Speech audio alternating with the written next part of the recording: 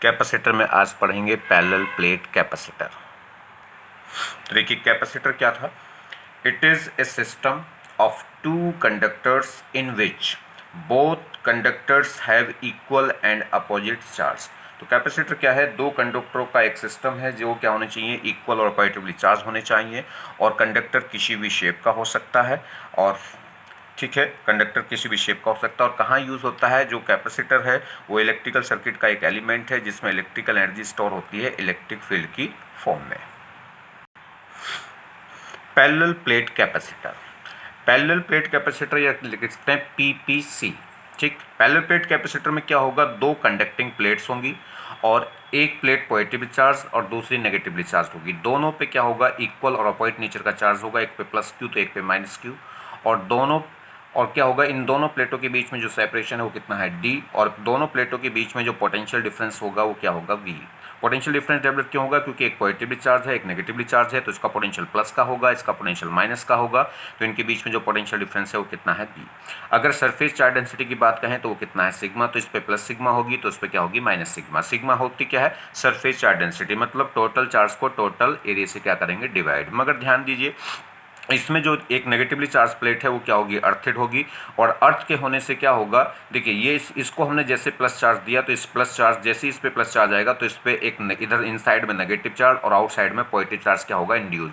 और इसको अर्थ से कनेक्ट कर दिया है तो प्लस चार्ज कहाँ चला जाएगा, अर्थ में। तो इस पे क्या रह जाएगा, सिर्फ नेगेटिव चार्ज। ये नेगेटिव चार्ज अर्थ में क्यों नहीं गया है, क्योंकि इस नेगेटिव को इस प्लस ने क्या कर रखा, अट्रैक्ट। मगर ध्यान दीजिए इस प्लेट पे दोनों साइड में क्या होगा, चार्ज होगा, मगर ये नेगेटिव चार्ज अब इसको क्या करेगा, अट्रैक्ट करेगा। तो ऑल चार्ज क्या हो जाएगा, इनर सरफेस पे।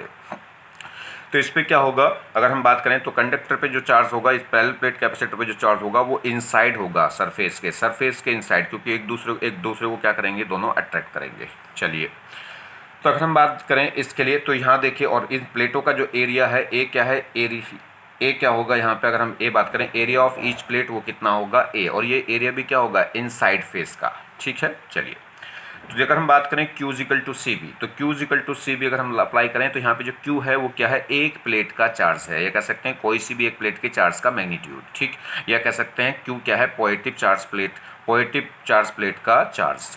और is equal to C V, V क्या होगा यहाँ पे, दोनों प्लेटों के बीच का पोटेंशियल डिफरेंस। तो अगर हम बात करें वी की, तो वी क्या है, potential difference between two plates. और Q क्या होगा, charge present on inner surface. Charge भी कौन सा, इनर सरफेस पे, इनसाइड सरफेस पे। आउटसाइड सरफेस पे चार्ज रहेगा भी नहीं, वैसा आपस में एक दूसरे को क्या कर लेंगे, अट्रैक्ट करेंगे, प्लस माइनस, तो कहाँ जाएंगे, इनर सरफेस पे। तो Q क्या है, charge present on inner surface of any one plate. Clear. चलिए आगे अगर हम देखें तो ये कह रहा है, देखिए क्या कह रहा है, due to attraction complete charge come on inner surface of plate. क्या होगा, प्लस माइनस चार्ज क्या करेगा, एक दूसरे को अट्रैक्ट करेगा, जिसकी वजह से क्या होंगे, जो टोटल चार्ज है वो कहाँ जाएंगे, इनर सरफेस पे। तो पॉजिटिव चार्ज प्लेट और नेगेटिव चार्ज प्लेट के जो पॉजिटिव चार्ज होगा, नेगेटिव चार्ज होगा, वो कहाँ होगा, इनर सरफेस पे। चलिए, दूसरी अगर हम बात करें, देखिए किसी भी कंडक्टिंग प्लेट से, अगर कोई कंडक्टिंग प्लेट हो जिस पर सरफेस चार्ज डेंसिटी कितनी हो, सिग्मा हो, तो उसकी वजह से जो इलेक्ट्रिक फील्ड जनरेट होता है वो कितना होता है, सिग्मा अपॉन 2 एप्सिलॉन नॉट। तो यहाँ पे दो प्लेटें हैं, दोनों प्लेटों का जो अगर हम बात करें इलेक्ट्रिक फील्ड तो कितना होगा, एक प्लेट की वजह से होगा सिग्मा अपॉन एप्सिलॉन नॉट और दूसरी की वजह से भी होगा सिग्मा अपॉन 2 एप्सिलॉन नॉट। तो दोनों की, किसी एक सिंगल प्लेट की बात करें तो उसकी वजह से इलेक्ट्रिक फील्ड कितना आएगा, सिग्मा अपॉन 2 एप्सिलॉन नॉट। और ये क्या है, डिस्टेंस पे डिपेंड नहीं कर रहा, ये कांस्टेंट है।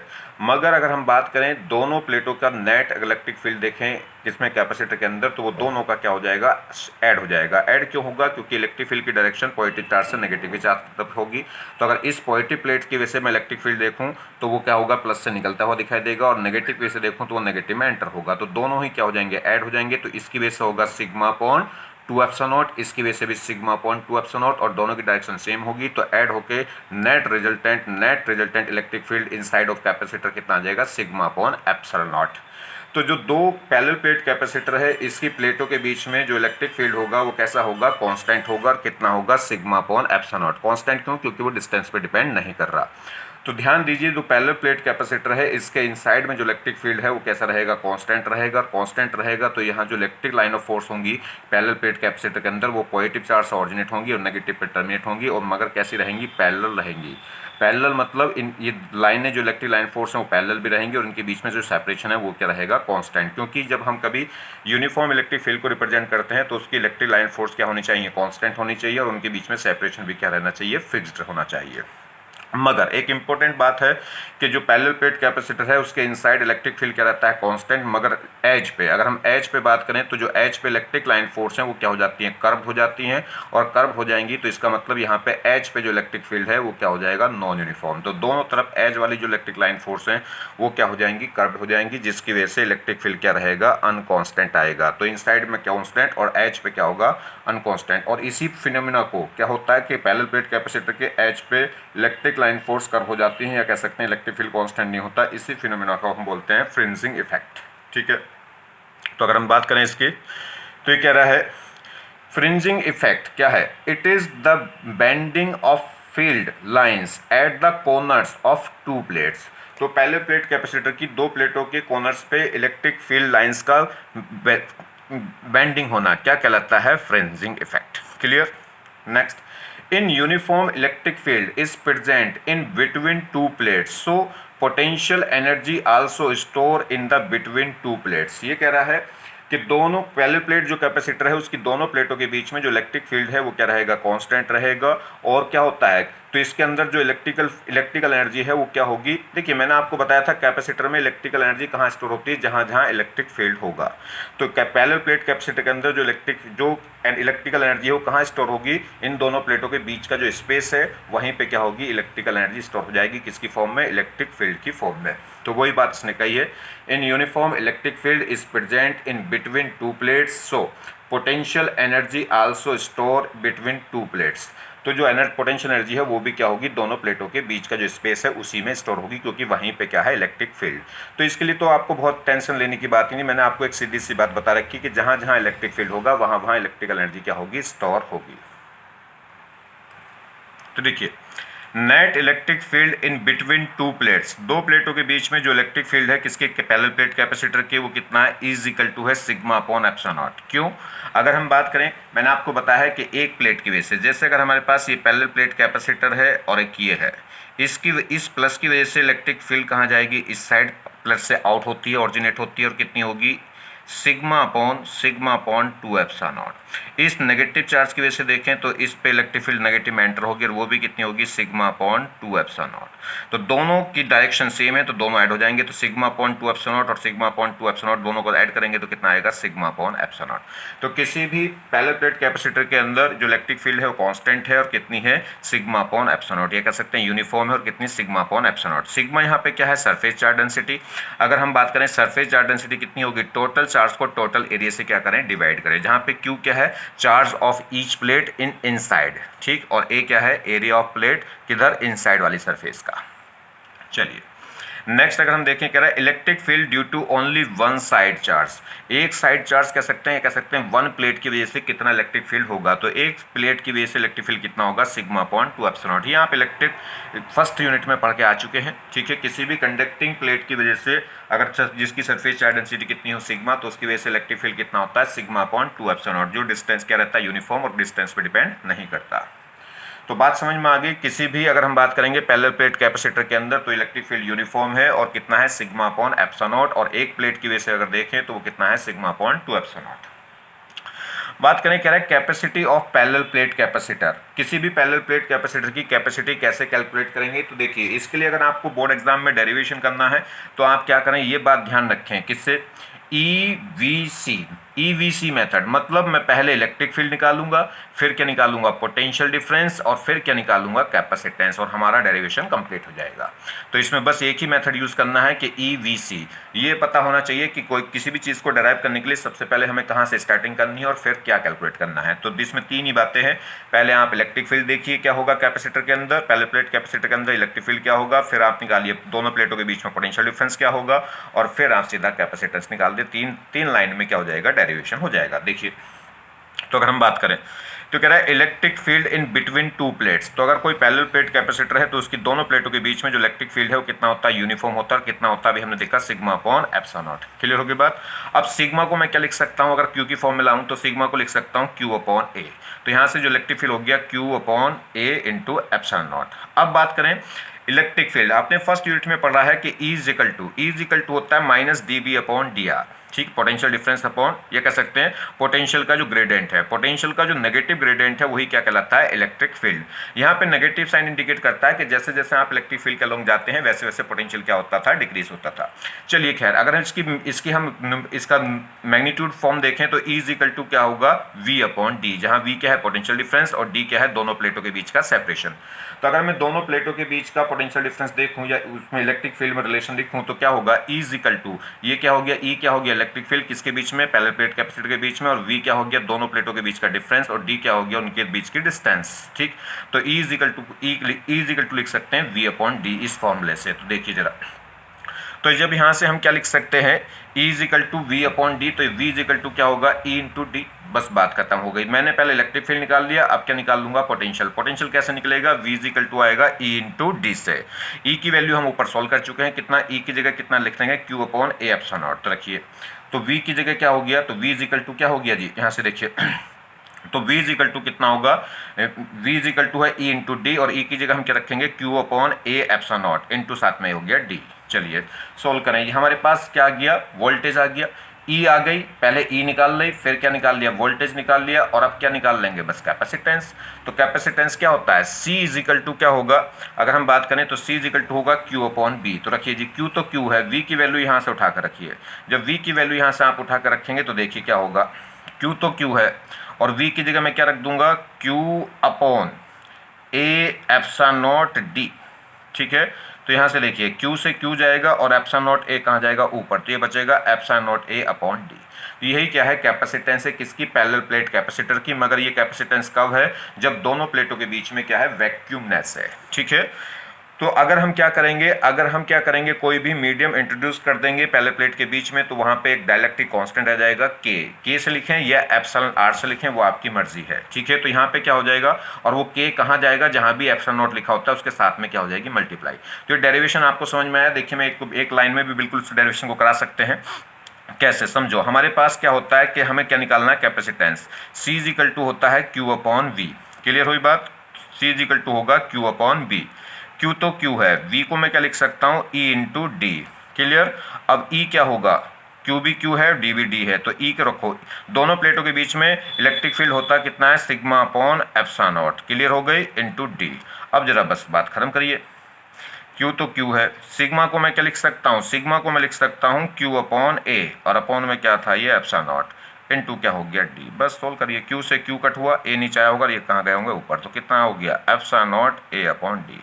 तो देखिए एक ही लाइन में डायरेक्ट आ जाएगा। ये बात ध्यान रखें कि मैं C निकालना है कि किसका यूज़ किया, V का, तो पहले V निकाल लिया किससे, E इंटू डी से, और जब E आ गया तो E की वैल्यू रख दी। तो पहले कहने का मतलब है कि पहले E चाहिए, फिर V, और फिर क्या निकल जाएगा, C।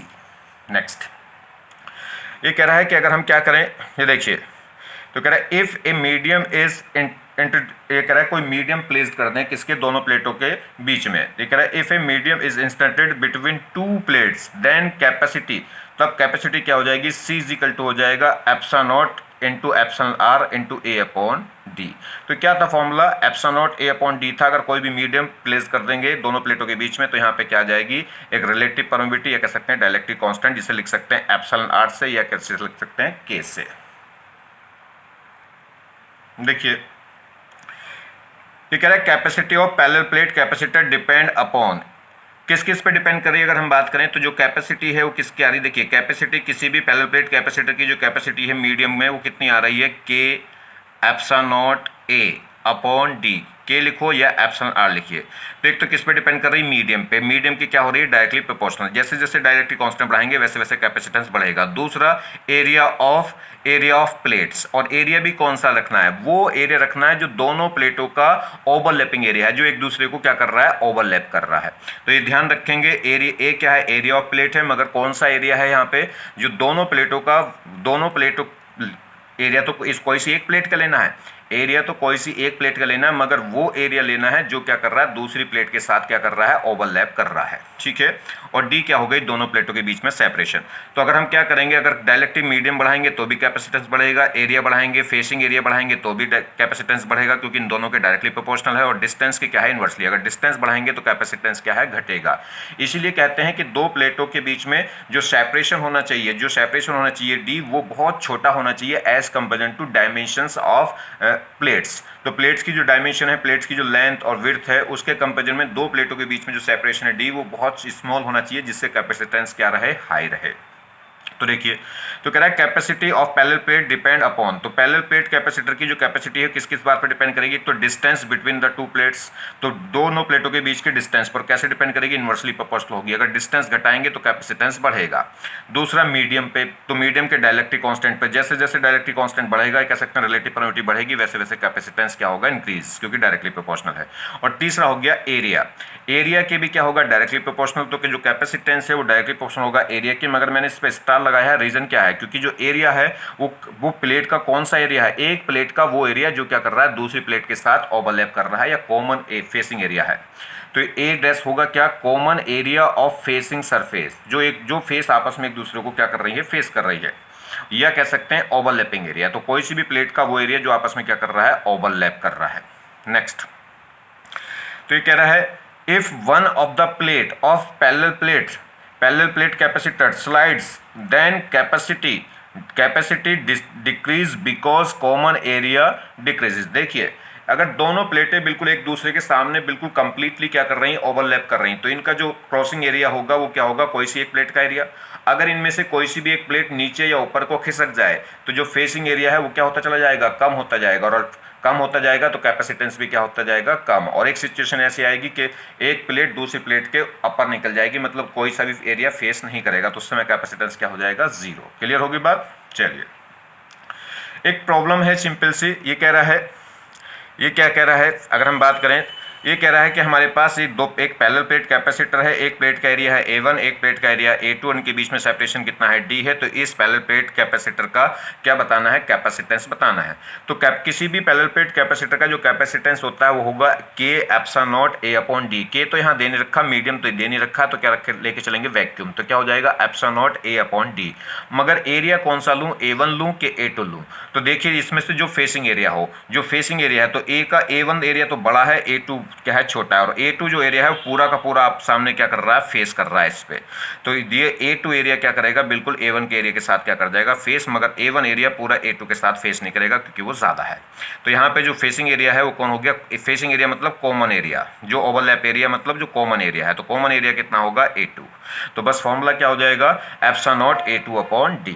और कौन सा एरिया यूज़ किया है यहाँ पे, जो कॉमन एरिया है, तो वो कौन है, A2। तो कॉमन एरिया कौन होगा, A2 होगा। चलिए नेक्स्ट, एक बहुत सिंपल सी प्रॉब्लम फिर यहाँ देखिए, ये कह रहा है, ये अक्सर बार बार बच्चे इसमें गलती करते हैं। बहुत बेसिक सी बातें पहले सीख लेनी चाहिए चैप्टर को। कोई भी चैप्टर अगर आप फिजिक्स में सीखना चाहते हैं तो पहले उसकी बेसिक सी बातें सीखिए। आपको लगता है कि ये बहुत सिंपल सी बातें हैं तो मुझे आती हैं, ठीक है, मगर कोई बात नहीं, आप इसको पढ़िए, इसको देखिए, बहुत सारी बातें हैं, धीरे धीरे धीरे डेवलप। इसके बाद जब इसका रिविजन डालेंगे तो इसको लेवल थोड़ा और बढ़ा देंगे, ठीक है। मगर पहले ये देखना ज़रूरी है बहुत। What is the charge store, ये कह रहा है हमारे पास एक पैरेलल प्लेट कैपेसिटर है जिसका कैपेसिटेंस कितना है, C इज इक्वल टू दे रखा 5 माइक्रोफैरड, ठीक। और ये कह रहा है कि दोनों प्लेटों का जो पोटेंशियल है, इस एक प्लेट का पोटेंशियल है +5 वोल्ट और दूसरी का है -5 वोल्ट। ये कह रहा है what is the charge store in the capacitor, तो कैपेसिटर पे कितना चार्ज स्टोर होगा। अगर मैं बात करूँ तो Q इज इक्वल टू क्या हो जाएगा, CV।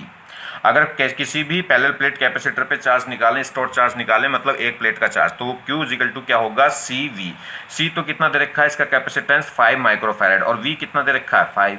तो C हो गया 5 और V भी कितना हो गया 5, तो 5 × 5 कितना हो जाएगा 25। तो आंसर कितना आ जाना चाहिए 25 माइक्रोफैरड, नहीं, आंसर कितना आएगा 50। रीज़न क्या है, जब हम लगाते हैं Q is equal to CV तो वहाँ पे V जो होता है वो पोटेंशियल नहीं, पोटेंशियल डिफरेंस होता है, किसका, दोनों प्लेटों के बीच का पोटेंशियल डिफरेंस। तो यही गलती हो सकती है कि Q is equal to CV। तो यहाँ पे V मैं बार बार बता रहा हूँ कि V क्या होता है, पोटेंशियल डिफरेंस। और इस समय यहाँ पोटेंशियल डिफरेंस कौन होगा, पैरेलल प्लेट कैपेसिटर में दोनों प्लेटों के बीच का पोटेंशियल डिफरेंस। तो क्या होगा तो Q इज इक्वल टू जब मैं लगाऊंगा तो Q is equal to C V, तो यहाँ पे C तो कितना हो गया 5 माइक्रोफेरेड और V क्या होगा V1 माइनस V2, या कह सकते हैं पॉजिटिव प्लेट का पोटेंशियल माइनस नेगेटिव प्लेट का।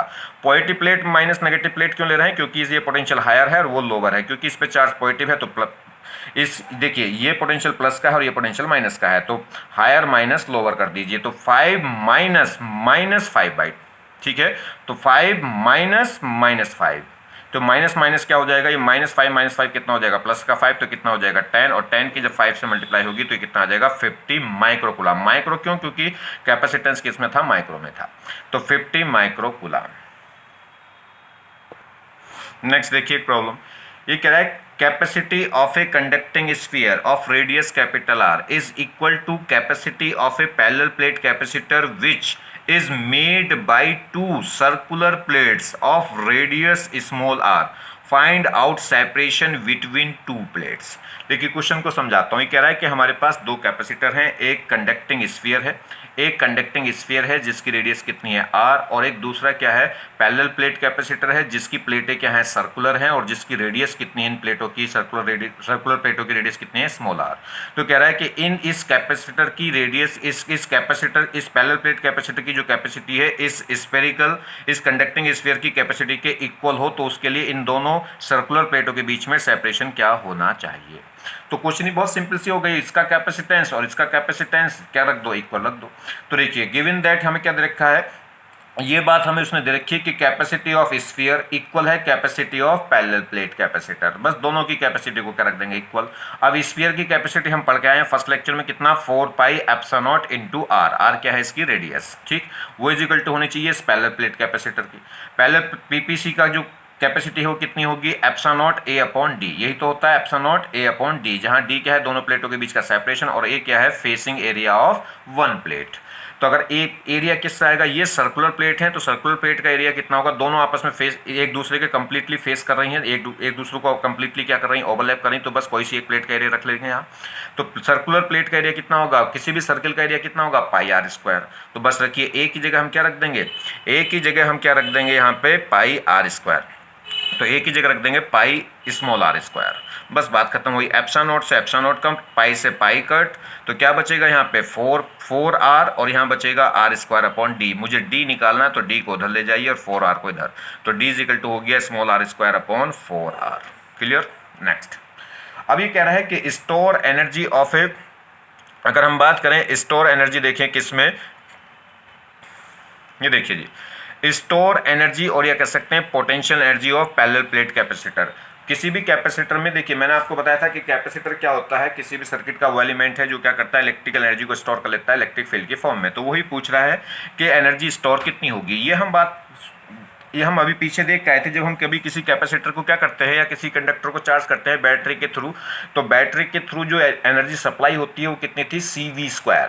बैटरी के थ्रू जो एनर्जी सप्लाई थी वो कितनी थी CV², और कंडक्टर में जो एनर्जी स्टोर हो रही थी वो कितनी हो रही थी हाफ CV², और बाकी हाफ CV एनर्जी कहाँ जा रही थी, वो वायर में जा रही थी हीट लॉस के फॉर्म में। ठीक है, चलिए तो अगर हम बात करें एनर्जी स्टोर या कह सकते हैं पोटेंशियल एनर्जी किसकी, पैरेलल प्लेट कैपेसिटर की, तो कितनी होगी, टोटल एनर्जी स्टोर कितनी होगी कैपेसिटर के अंदर 1/2 CV², और ये जो एनर्जी है कहाँ स्टोर होती है, दोनों प्लेटों के बीच का जो एरिया है, ठीक है, वहाँ पे स्टोर होगी, मतलब जहाँ जहाँ इलेक्ट्रिक फील्ड होगी। इलेक्ट्रिक फील्ड क्या होती है, दोनों प्लेटों के बीच का जो फेसिंग एरिया है उस वॉल्यूम में, दोनों प्लेटों के बीच का जो वॉल्यूम है उसमें क्या होगा, ये एनर्जी स्टोर होगी।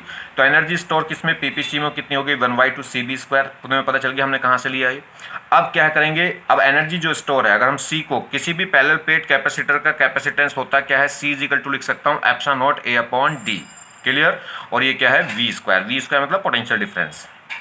चलिए जी, तो यहाँ पे एनर्जी स्टोर कितनी हो गई 1/2 CV², सी की जगह मैं यूज कर सकता हूँ पैरेलल प्लेट कैपेसिटर के लिए सी क्या होता है epsilon not A upon D. चलिए बात करें, तो कह रहे हैं this potential energy is store in the space, ये जो पोटेंशियल एनर्जी है स्टोर होगी in the space in between two plates and total volume of the this space is A into D.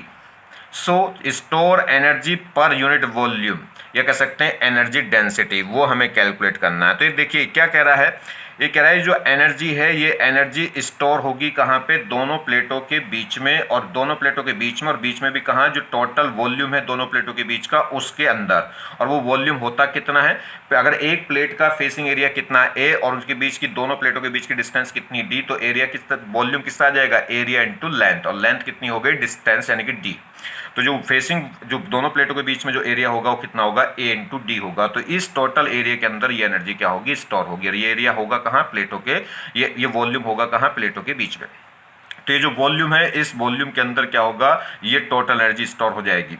तो कह रहा है this potential energy is store in the space in between, space में store होगी, कौन से space में, in between two plates, दोनों प्लेटों के बीच में जो स्पेस है वहां स्टोर होगी। एंड टोटल वॉल्यूम, और दोनों प्लेटों के बीच का जो स्पेस है उसका वॉल्यूम है कितना, and total volume of this space is A into D, जहां पे ए क्या है, एरिया ऑफ प्लेट, और डी क्या है, दोनों प्लेटों के बीच का separation. So store energy per unit volume, या ऐसे कह सकते हैं एनर्जी डेंसिटी। अगर हम निकालें कि एनर्जी डेंसिटी मतलब पर यूनिट वॉल्यूम, एक वॉल्यूम के अंदर कितनी एनर्जी स्टोर है, तो देखिए तो कैसे निकलेगी, टोटल एनर्जी स्टोर को डिवाइड कर देंगे टोटल वॉल्यूम से। अगर आप क्या करें, एनर्जी डेंसिटी निकालना चाह रहे हैं, इसे दिखा रहे हैं स्मॉल यू से, या क्या पढ़ रहे हैं इसको, एनर्जी डेंसिटी, या कह सकते हैं एनर्जी पर वॉल्यूम। वो किस आएगी, energy store, energy total energy store divided by total volume. तो टोटल एनर्जी को टोटल वॉल्यूम से डिवाइड कर देंगे तो पर वॉल्यूम की एनर्जी निकल कर आ जाएगी, जिसे क्या बोलते हैं, एनर्जी डेंसिटी, और रिप्रेजेंट कर रहे हैं स्मॉल यू से।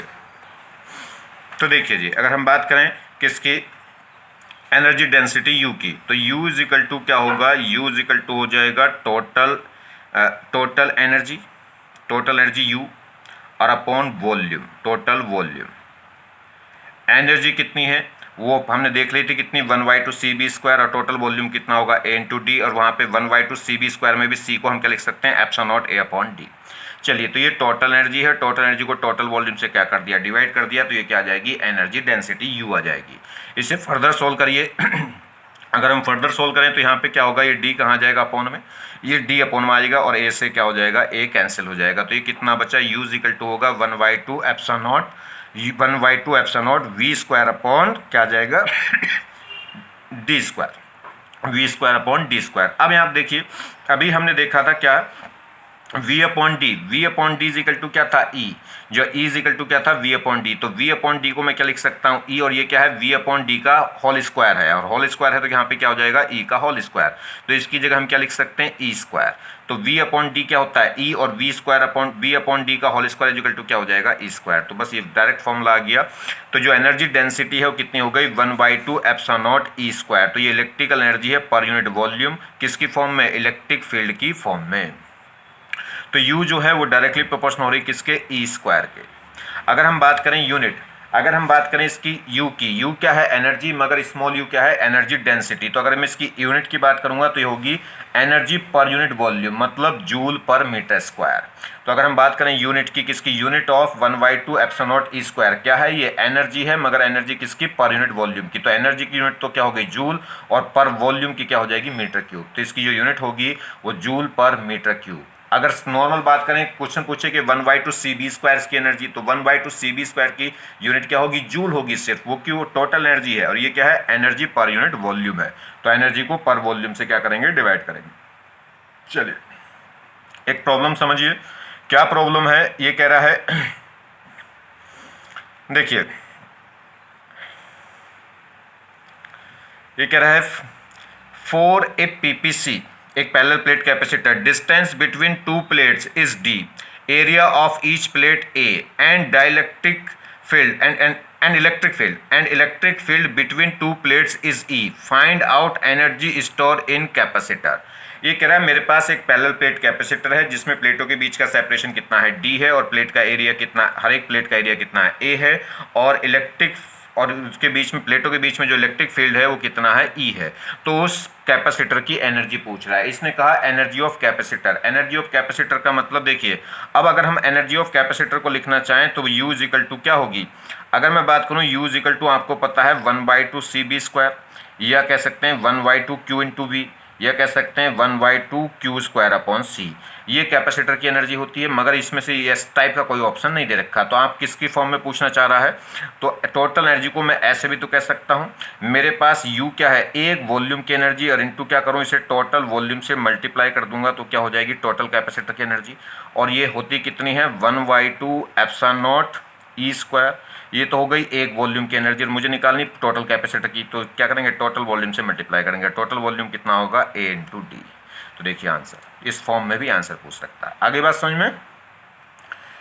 नेक्स्ट देखिए, अब ये क्वेश्चन पूछ रहा है कि force between two plates of parallel plate capacitor. Parallel plate capacitor की जो प्लेटें हैं वो एक दूसरे वो इक्वली चार्ज्ड है मगर अपॉजिटिव नेचर से। तो दोनों, एक पॉजिटिवली चार्ज है और एक नेगेटिवली चार्ज है, तो दोनों एक दूसरे को क्या करेंगे अट्रैक्ट करेंगी। तो ये पूछ रहा है कि एक प्लेट दूसरी प्लेट पे कितना फोर्स लगाएगी। तो पैरेलल प्लेट कैपेसिटर में प्लेटों के बीच में जो फोर्स है वो कितना होता है, या कह सकते हैं एक प्लेट सेकंड प्लेट पे कितना फोर्स लगा रही है। तो देखिए, अगर हम बात करें फोर्स की तो F कितना होता है 1/4πε0Q1Q2/r², ये तो है ही। मगर एक दूसरा फॉर्मूला ये भी आप ध्यान रखिए, मैंने क्या बताया था, फोर्स होता है Q/E। अगर हम क्या करना चाहते हैं, फोर्स निकालना चाहते हैं, मान लीजिए सेकंड प्लेट पे, फोर्स निकालना चाहते हैं, तो जिस प्लेट पे हम क्या निकालना चाहते हैं, force on second plate by first.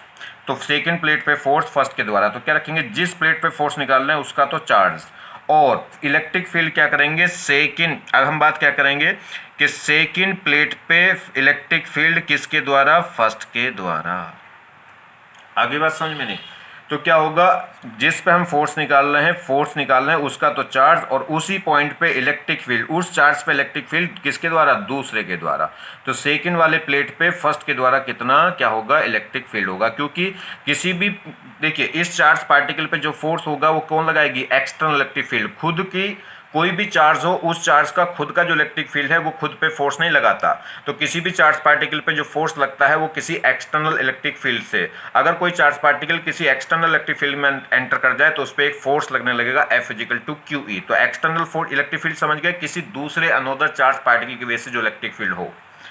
तो देखिए, अगर हम बात करें तो ये कह रहा है टारगेट, अगर हम बात करें, यहाँ देखिए हमारे पास एक प्लेट है फर्स्ट, एक प्लेट है सेकंड, इस पे चार्ज डेंसिटी कितनी सिग्मा और इस पे -सिग्मा, ठीक है। तो अगर हम बात करें इस पे मैं फोर्स निकालना चाह रहा हूँ, तो इस पे फोर्स निकालूंगा तो इसका तो चार्ज, और इस पॉइंट पे इसकी वजह से इलेक्ट्रिक फील्ड। तो एक प्लेट की वजह से इलेक्ट्रिक फील्ड कितना होता था कैपेसिटर में, मैंने आपको बताया था, एक प्लेट की वजह से इलेक्ट्रिक फील्ड होता है σ/2ε0, और ओवरऑल कितना था σ/ε0। तो हमें उससे मतलब नहीं, हमें तो सिर्फ क्या करना है, एक प्लेट की वजह से दूसरी प्लेट पे कितना इलेक्ट्रिक फील्ड होगा। तो इस प्लेट की वजह से इस पे इलेक्ट्रिक फील्ड होगा σ/2ε0, और इस पे चार्ज होगा कितना, σ×A। क्योंकि सिग्मा तो क्या है, एक सरफेस का चार्ज है। अब हमें निकालना टोटल चार्ज, तो टोटल चार्ज क्या होगा, σ×A। ए क्या होगा, इस प्लेट का एरिया। तो देखिए, तो टारगेट हमें क्या करना होता है, फोर्स ऑन प्लेट। अगर मैं क्या कर रहा हूँ, फोर्स ऑन प्लेट सेकंड, अगर मैं सेकंड प्लेट पे क्या निकाल रहा हूँ, फोर्स निकाल रहा हूँ, तो क्या करेंगे ड्यू टू प्लेट 1। तो मैं क्या कर रहा हूँ, force on plate second due to plate 1, मतलब कोई सी एक प्लेट पे फोर्स निकालो दूसरे की वजह से।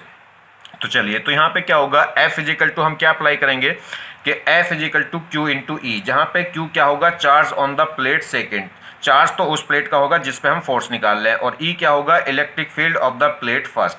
और इलेक्ट्रिक फील्ड क्या होगा, फर्स्ट प्लेट का होगा किस पे, सेकंड प्लेट पे। तो फर्स्ट प्लेट की वजह से सेकंड प्लेट पे कितना इलेक्ट्रिक फील्ड है। चलिए बस अप्लाई करिए जी।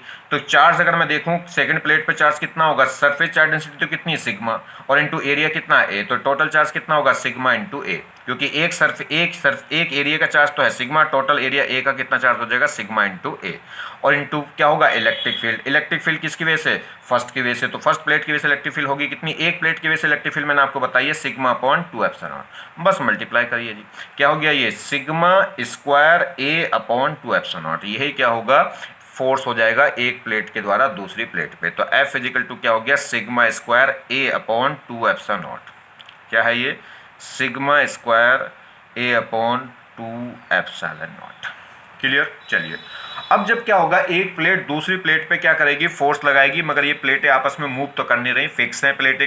पैरेलल प्लेट कैपेसिटर की जो प्लेटें हैं वो फिक्स्ड होंगी, मगर एक दूसरे पे फोर्स लगा रही, तो इन पे क्या होगा, एक प्रेशर डेवलप हो रहा होगा। जब लगातार कोई प्रेशर एक्ट हो रहा है किसी पे, तो क्या करता है, फोर्स क्या करता है, फोर्स प्रेशर एग्जर्ट करता है। प्रेशर होता है क्या है, फोर्स पर यूनिट एरिया। तो देखिए आगे, तो ये नेक्स्ट कह रहा है, तो ये नेक्स्ट बात कर रहा है कि force per unit area, force per unit area वो इज इक्वल टू क्या होगा, इलेक्ट्रोस्टैटिक प्रेशर। या फोर्स पर यूनिट एरिया को क्या बोलते हैं, प्रेशर। अब वो इलेक्ट्रिक फोर्स लग रहा है तो इलेक्ट्रिक प्रेशर बोल दो। आ रही बात समझ में नहीं? चलिए, तो फोर्स पर यूनिट एरिया क्या कहलाता है, प्रेशर। और वो इलेक्ट्रिक फोर्स था तो क्या बोल रहे हैं उसे, इलेक्ट्रोस्टैटिक प्रेशर। तो प्रेशर क्या होगा, प्रेशर होगा फोर्स अपॉन एरिया। फोर्स हम निकाल चुके हैं कितना, sigma square A upon 2 epsilon not. इसे पर एरिया निकाल दूं तो क्या कर दो, एरिया से डिवाइड कर दो। इसे एरिया से डिवाइड कर दूंगा तो ये हो जाएगा force per unit area. Area से डिवाइड करूंगा तो एरिया से एरिया कैंसिल। या कह लो ये ए एरिया पे फोर्स है, एक एरिया पे जो फोर्स होता है वही तो प्रेशर होगा, तो बस इस ए को हटा दो यहाँ से। आगे बात समझ में? तो प्रेशर क्या होगा, फोर्स अपॉन एरिया। तो हम क्या करेंगे, इस प्रेशर, इस फोर्स को एरिया से क्या कर दें, डिवाइड। तो एरिया से एरिया कैंसिल हो जाएगा, क्या आंसर बचेगा, sigma square upon 2 epsilon not. या एक और तरीका है, ये जो फोर्स है पूरी प्लेट के एरिया पे लग रहा है और हमें चाहिए प्रेशर। प्रेशर मतलब एक एरिया पे फोर्स, और एक एरिया पे फोर्स निकालना तो क्या करो, इस एरिया से हटा दो। ये टोटल ये फोर्स किस एरिया पे है, ए पे, और हमें निकालना एक एरिया पे फोर्स, तो क्या करेंगे, ए को हटा देंगे। तो क्या बचेगा, सिग्मा स्क्वायर अपॉन 2 एप्सिलॉन। तो क्लियर होगी बात? तो एक प्लेट दूसरी प्लेट पे इतना फोर्स लगाती है और उसकी वजह से कितना प्रेशर डेवलप होता है, ए को हटा देंगे तो वो क्या आ जाएगा, प्रेशर कितना आ जाएगा, इलेक्ट्रिकल प्रेशर कितना आ जाएगा, इलेक्ट्रोस्टैटिक प्रेशर कितना आ जाएगा, सिग्मा स्क्वायर अपॉन 2 एप्सिलॉन। तो देखिए, unit of sigma square upon 2 epsilon not, इस टाइप से अगर वो यूनिट पूछ ले तो हमें पता है कि sigma square upon 2 epsilon not क्या इंडिकेट कर रहा है, ये इंडिकेट कर रहा है फोर्स पर यूनिट एरिया को, मतलब प्रेशर को। और प्रेशर मतलब फोर्स पर यूनिट एरिया। तो इसकी यूनिट क्या होगी, आप इससे मत निकालिए, ये समझिए दिमाग में कि ये टर्म्स है क्या। तो ये टर्म्स क्या है, फोर्स पर यूनिट एरिया है, और फोर्स की यूनिट हो गई न्यूटन, और एरिया की यूनिट कितनी हो गई, मीटर स्क्वायर। तो क्या होगा, न्यूटन पर मीटर स्क्वायर। तो इसकी जो डायमेंशन है, इसकी जो यूनिट है वो कितनी हो गई, न्यूटन पर मीटर स्क्वायर। जरा प्रॉब्लम देखिए, बहुत प्यारी सी प्रॉब्लम है ये क्या कह रहा है, क्वेश्चन कह रहा है what is the force between two plates of parallel plate capacitor. दो पैरेलल प्लेट कैपेसिटर की दो प्लेटों के बीच में जो फोर्स है वो कितना है। तो फोर्स की वैल्यू पूछ रहा है, कितना जी, ये कह रहा है what is the force between two plates of parallel plate capacitor. और ये क्या दे दिया, सी वी स्क्वायर अपॉन 2d, या सी वी अपॉन डी। ये क्या हो गया, C square V upon D. ये क्या कह रहा है, C square V square upon 2d। अब हम जो अभी फोर्स का फॉर्मूला पढ़ के आए, एक प्लेट दूसरी प्लेट पे कितना फोर्स लगाती है वो तो हम ये पढ़ के आए, कितना, F is equal to sigma square A upon 2 epsilon naught. और इनमें से तो कोई ऑप्शन उसने दे नहीं रखा, तो इसने क्या कर रखा, ऑप्शन कैपेसिटेंस और वोल्टेज की फॉर्म में दे रखा है, तो इसको बदलना पड़ेगा, इसको हमें क्या करना पड़ेगा, चेंज करना पड़ेगा। देखिए तो क्या कैसे चेंज करें जी। तो यहाँ पे क्या है, sigma square A upon 2 epsilon not ये फोर्स होता है, मगर ये वाली टर्म्स इसने कहीं ऑप्शन में दे नहीं रखी। तो हम क्या करेंगे, इसको चेंज करिए। सिग्मा को मैं क्या लिख सकता हूँ, सिग्मा को लिख सकता हूँ Q upon A, total charge upon total area, यही तो सरफेस चार्ज डेंसिटी है। तो मैं क्या कर दूंगा, इसकी सिग्मा की जगह लिख दूंगा क्यू अपॉन ए। तो मैंने सिग्मा की जगह क्या लिख दिया, क्यू अपॉन ए, मगर सिग्मा का स्क्वायर है तो क्या होगा, क्यू स्क्वायर अपॉन ए स्क्वायर। एक ए स्क्वायर से एक ए कैंसिल हो जाएगा, तो अपॉन में ए एक बचेगा और एक वो कैंसिल हो जाएगा। आगे बात समझ में? देखिए ऐसा समझ लीजिए, मैं सोल्व कर देता हूँ। इसकी जगह मैं लिख लूँगा क्यू अपॉन ए, इसका क्या है, स्क्वायर इनटू ए, और अपॉन क्या होगा, 2 एप्सिलॉन नॉट। तो जब ये ए का स्क्वायर आएगा तो एक ए से एक ए कट जाएगा, एक ए बचेगा, वो कहाँ जाएगा, अपॉन में। ठीक है, अब तो समझ में आ गया कि नहीं? नहीं तो पूरा ही ओपन करिए तुम्हारे लिए, तो है ना, तुम्हें तो चीज़ें ये देखिए। तो इस ए से एक ए कटेगा तो क्या होगा, क्यू स्क्वायर अपॉन में क्या आ जाएगा, 2 एप्सिलॉन नॉट ए। तो Q square upon 2 epsilon not A, मगर इसमें भी आंसर नहीं दे रखा, क्यू में भी कहीं आंसर नहीं दे रखा। तो किस में ले जा रहा है, किस में ले जा रहा है, वो कैपेसिटेंस में। तो कैपेसिटेंस कहाँ से लाऊं अब इसमें, या तो क्यू की वैल्यू को चेंज कर लो, क्यू इक्वल टू क्या होगा, सी वी। तो आप क्या करें, क्यू इक्वल टू क्या कर लें, सी वी कर लें। चलिए, तो एक तो Q equal to C V कर लें। एक और बात ध्यान रखिए, पैरेलल प्लेट कैपेसिटर का जो कैपेसिटेंस है वो क्या होता है, epsilon not A upon D होता है कि नहीं। अगर मैं इसे डी से डिवाइड कर दूं और डी से मल्टीप्लाई कर दूं तो ये सारा झंझट ही खत्म हो जाएगा, और वो उसमें होना भी चाहिए, क्योंकि कहीं एप्सिलॉन नॉट आ नहीं रहा, कहीं एप्सिलॉन नॉट नहीं आ रहा, तो इसका मतलब इसको यूज़ करना ही पड़ेगा। तो आप क्या करें, एप्सिलॉन नॉट ए को अगर मैं डी से डिवाइड कर दूं तो डी से क्या कर लूँ, मल्टीप्लाई। से डी से डिवाइड कर दिया और डी से मल्टीप्लाई कर दिया, तो ये टर्म्स क्या बन जाएगी, कैपेसिटेंस। और क्यू को क्या लिख सकता हूँ, क्यू इक्वल टू होगा सी वी, स्क्वायर है तो स्क्वायरिंग। अब देखिए क्या हो गया, यहाँ से क्या हो गया, सी स्क्वायर वी स्क्वायर, और यहाँ से क्या बन गया, ये सी। तो देखिए अगर हम बात करें इसमें तो ये क्या होगा, एफ इजिकल टू हो गया तो हो गया सी स्क्वायर वी स्क्वायर, और अपॉन क्या हो गया, 2 सी इंटू डी। एक सी से एक सी कटेगा तो क्या बचेगा, तो यहाँ पे जो आंसर आ गया वो कितना आ गया, C B square upon 2d। और ये ऑप्शन कौन सा हो गया, फर्स्ट। एक तो तरीका यह है इस टाइप से इसको कॉपी पे दिखा के सोल्व करने का। अगर आप ऑब्जेक्टिव क्वेश्चन में जा रहे हैं तो क्या करना है, आपको इस ढंग से नहीं करना, फिर बहुत आसान था। वो पूछ रहा था फोर्स, जरा आप थोड़ी सी बात समझिए मेरी। अगर मैं इसको थोड़ा सा आपको अलग से एक समझाऊं तो यहाँ समझे आप मेरी बात। तो फोर्स क्या होगा, अगर मैं बात करूं तो फोर्स क्या होता है, अगर फोर्स हम देखें तो फोर्स किससे निकलता है, वर्क डन या वर्क अपॉन डिस्टेंस या डिस्प्लेसमेंट, क्योंकि जो वर्क डन है, वर्क डन होता है फोर्स इनटू डिस्प्लेसमेंट, होता है कि नहीं होता। वर्क या एनर्जी एक ही तो बात है, वर्क कहो या एनर्जी कहो एक ही बात है। तो फोर्स क्या हो गया, वर्क डन अपॉन डिस्प्लेसमेंट, या कह सकते हैं एनर्जी अपॉन डिस्प्लेसमेंट। तो इसकी जो यूनिट है वो कितनी होगी, अगर मैं इसकी बात करूं इसकी यूनिट, तो यहाँ से एनर्जी क्या होती है, कैपेसिटर की जो एनर्जी है वो कितनी होती है जी, कैपेसिटर की जो एनर्जी है वो कितनी होगी, 1/2 CB² होगी कि नहीं होगी। कैपेसिटर की जो इसकी एनर्जी अगर मैं देखूं तो कैपेसिटर की एनर्जी कितनी होती है, 1/2 CB², या कह सकते हैं 1/2 Q² अपॉन सी, या कह सकते हैं 1/2 Q इंटू वी, और अपॉन में क्या लेना है, ये D, अपॉन में क्या लेना है, D, अपॉन में क्या लेना है, D। तो देखिए एक नया फॉर्मूला आ गया फोर्स का, तो फोर्स का एक नया फॉर्मूला आ गया कितना जी, अगर हम बात करें तो यहाँ से क्या होगा, CB² अपॉन 2D, या कहें कितना, Q² अपॉन 2CD, या क्या कहें इसकी जगह हम क्या कह सकते हैं, QV upon QB upon 2D। बस खत्म हो गई बात, ये फोर्स का फॉर्मूला है। आगे बात समझ में नहीं, तो देखिए तो क्या आंसर आ रहा था, देखो यही तो आ रहा था CB² अपॉन D। या और छोड़िए, और भी झंझट छोड़िए, इसकी यूनिट क्या है, ये फोर्स की यूनिट क्या आ गई, जूल, वर्क एनर्जी की यूनिट होगी जूल, और ये होगा मीटर। तो फोर्स की एक यूनिट ये भी होती है जूल पर मीटर, और जूल मतलब 1/2 CB² या 1/2, इसकी यूनिट क्या होगी, 1/2 CB² की जूल ही तो होगी, या 1/2 Q² अपॉन सी की यूनिट क्या होगी, जूल ही तो होगी, या 1/2 QB की यूनिट क्या होगी, जूल ही तो होगी, क्योंकि एनर्जी ऑफ कैपेसिटर है कि नहीं। तो बस तो बात खत्म करिए यहीं पे। तो वो क्या कह रहा था हमसे, क्या पूछ रहा था, फोर्स पूछ रहा था। देखिए तो उन्होंने पूछा था दो पैरेलल प्लेटों के बीच में फोर्स बताइए, तो फोर्स की डायमेंशन, फोर्स क्या होगा, फोर्स की डायमेंशन मैं लिख सकता हूँ, यानी कि फोर्स की डायमेंशन होती है न्यूटन, और न्यूटन को मैं क्या लिख सकता हूँ, जूल पर मीटर भी लिख सकता हूँ। जूल पर मीटर मतलब एनर्जी पर डिस्टेंस। तो देखिए ये क्या है, ये क्या है, CB² क्या है, जूल की तो एनर्जी है, तो ये CB² क्या है, जूल मतलब एनर्जी की यूनिट, तो CB² अपॉन डिस्टेंस, या CV तो एनर्जी नहीं है, C² V भी एनर्जी नहीं है, C² V² भी एनर्जी नहीं है। तो एनर्जी कौन कौन हो सकती है, CB² की यूनिट एनर्जी की होगी CB² या Q² अपॉन सी, या क्या होगी Q इंटू वी। तो यहाँ कहाँ से पता चल रहा है, एक कैपेसिटर से। तो आप डायरेक्ट ऐसे लगा सकते हैं अगर थोड़ी सी समझ हो, क्लियर। क्योंकि 1/2 CB², ये क्या होगा, ये क्या होगा, आप इस न्यूमेरिकल वैल्यू को भी मत छांटिए, क्योंकि डायमेंशन, क्योंकि वैल्यू तो बदल सकती है, न्यूमेरिकल वैल्यू तो बदल सकती है, मगर डायमेंशन कभी नहीं बदलेगी।